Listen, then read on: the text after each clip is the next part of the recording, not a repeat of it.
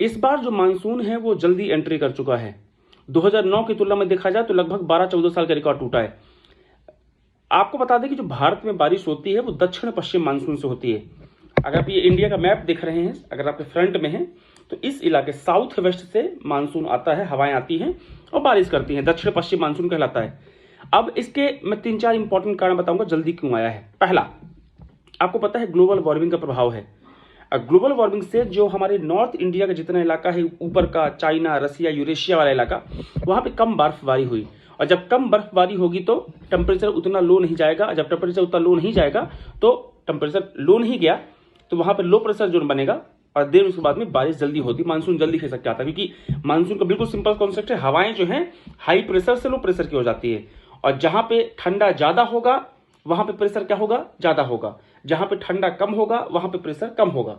तो अगर यूरेशिया और हिमालय के क्षेत्र में कम बर्फ गिरी है तो वहाँ पे प्रेशर कैसा था, लो था। दैट इज वाई हवाएं जो है उन्होंने हाई प्रेशर से लो प्रेशर मतलब दक्षिण पश्चिम मानसून लेके जल्दी आ गया। दूसरा रीजन बताया जा रहा है अल नीनो का। अल नीनो बेसिकली क्या है, ये इस बार न्यूट्रल था, इस कारण से पैसिफिक ओशन के इलाके में लो प्रेशर उतना नहीं बना, हाई प्रेशर ज़्यादा अच्छा था। तो मैंने बताया हवाएं हाई प्रेशर से लो प्रेशर की हो जाती हैं, इस कारण से मानसून जल्दी आया।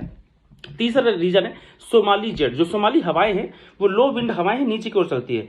और सोमाली हवाओं ने देखा कि इंडिया के इलाके में लो बेल्ट है, लो प्रेशर बना हुआ है, तो इन्होंने मॉरिशस और जो ये मडागास्कर के इलाका है वहां से हवाएं लेके आना शुरू कर दिया। और जब हवाएं लेके आएंगी तो वाटर पार्टिकल भी आएंगे साथ में, इस कारण से मानसून जल्दी आया।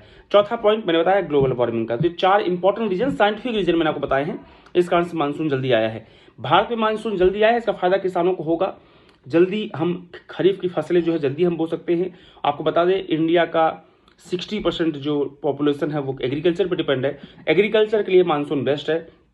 अच्छी बारिश होती है तो जो खरीफ की फसलें होती हैं उसके लिए वन ऑफ द बेस्ट माना जाता है। टाइम से अगर खरीफ की फसल हो जाएगी तो हमको रबी की फसल करने के लिए, चना, गेहूं, ये सब करने के लिए समय मिल जाता है। और बारिश का होना वैसे भी हमारे लिए बहुत अच्छा माना जाता है। तो ये कुछ इंपॉर्टेंट रीजन मैंने आपको बताए जल्दी मानसून आने के।